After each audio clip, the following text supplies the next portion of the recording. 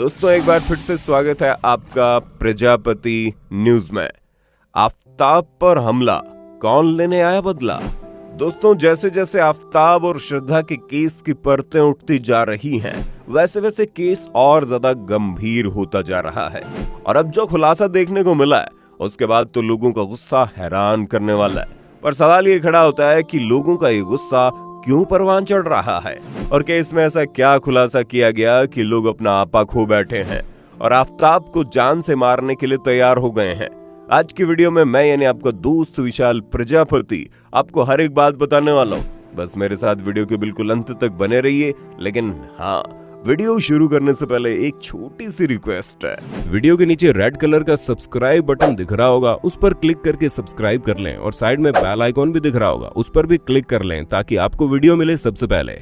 दोस्तों ये तो आपको पता चल गया होगा कि एफएसएल ऑफिस के बाहर हिंदू सेना के कार्यकर्ताओं ने उस पुलिस वैन पर हमला किया जिसमें आफताब को लेकर जाया जा रहा था। ये लोग पूरी तैयारी के साथ आए थे और उनके पास कई तलवारें भी थी।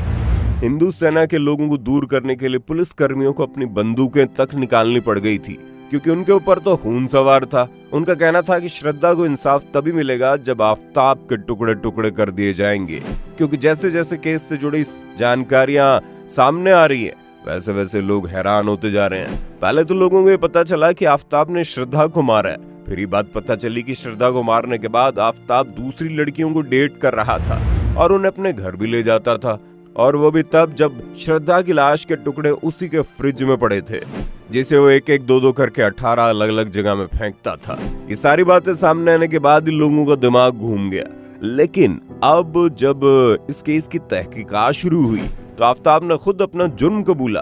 तो पुलिस का साफ कहना है कि लड़की की आंखों में पछतावा तो छोड़िए, एक छोटा सा शिकन तक नहीं था।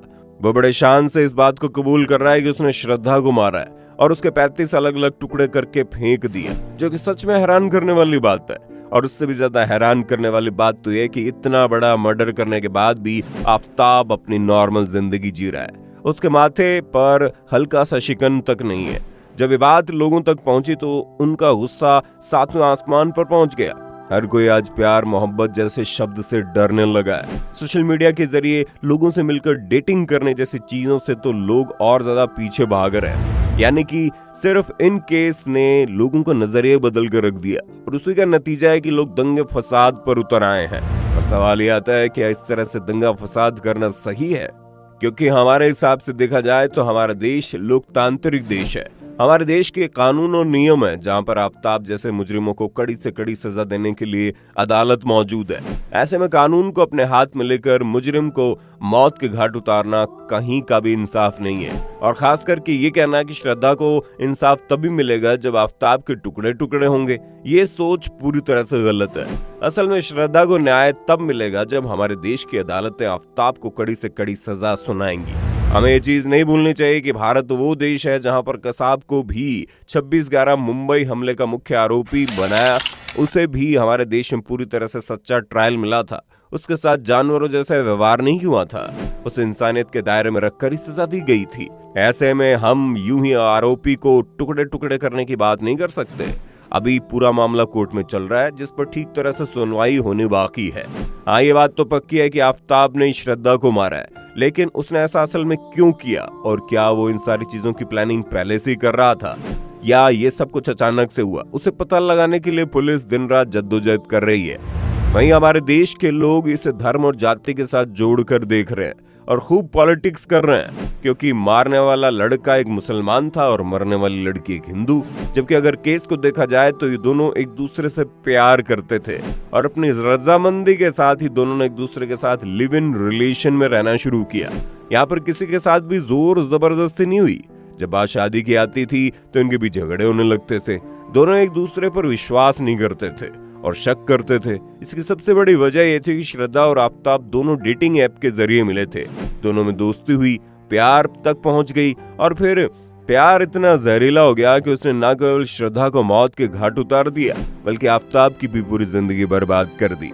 जी हाँ, हम ये इसलिए कह रहे हैं क्योंकि आफताब को अब नरम गद्दे में सोने का मौका नहीं मिलेगा।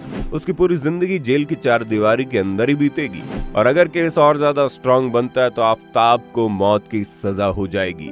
लेकिन आफताब को मौत की सजा देने का हक सिर्फ और सिर्फ हमारे कानून को है। कानून को अपने हाथों में उठाकर देश के संविधान का मजाक नहीं बनाया जा सकता। और ये जो देश में आजकल हिंदू मुस्लिम विवाद चल रहे हैं, ये देश में और ज्यादा अशांति फैला रहे हैं। किसी कोने में अगर कोई अली या अहमद चैन की जिंदगी जीना चाह रहा होगा तो वो भी यही सोचेगा, जब हमें लोग मुजरिम ही समझते हैं तो हम मुजरिम ही क्यों ना बन जाएं। तब और ज्यादा मुश्किलें पैदा होनी शुरू हो जाएंगी। हमें देश के हालातों को कंट्रोल में लेना है, गुस्से में आकर कोई फैसला नहीं करना है ऐसा। फिर चाहे वो हिंदू हो या मुसलमान, हर एक के साथ इंसाफ होना बहुत जरूरी है। अब अजमल कसाब जैसे आतंकवादी, जिसका मकसद ही देश में आतंक फैलाकर एक साथ सैकड़ों लोगों की जान लेना था, उसको कानूनी तौर पर पूरा मौका दिया गया और सुप्रीम कोर्ट जाने तक की सहूलियत दी गई। फिर आफताब है। या दोस्तों, हम ये नहीं कह रहे कि आफताब को छोड़ देना चाहिए, बिल्कुल नहीं। हम तो ये कह रहे हैं कि उसे कड़ी से कड़ी सजा देनी चाहिए। इतनी बुरी सजा उसके लिए मुकम्मल की जानी चाहिए कि आने वाले समय में कोई भी किसी के साथ इस तरह की हरकत करने के बारे में सोचे भी नहीं। इसके लिए हमारे कानून का मजबूत होना बहुत जरूरी है। अगर हमारा कानूनी ढिलाई बरतेगा तो इस तरह के मुजरिमों को ज्यादा हिम्मत मिल जाएगी। बाकी दोस्तों, आपका इस वीडियो के बारे में क्या कहना है, अपनी राय कमेंट में देना। इसी तरह की वीडियोस को देखते रहने के लिए चैनल को सब्सक्राइब करना ना भूलना। हम फिर मिलेंगे नई वीडियो में, तब तक के लिए जय हिंद, जय भारत। दोस्तों, आपकी स्क्रीन पे 2 और वीडियोस दिख रही हैं, जिसे देखने के लिए आप इस स्क्रीन पर क्लिक करें। दोनों देखिएगा, बहुत अच्छी वीडियो बनी है।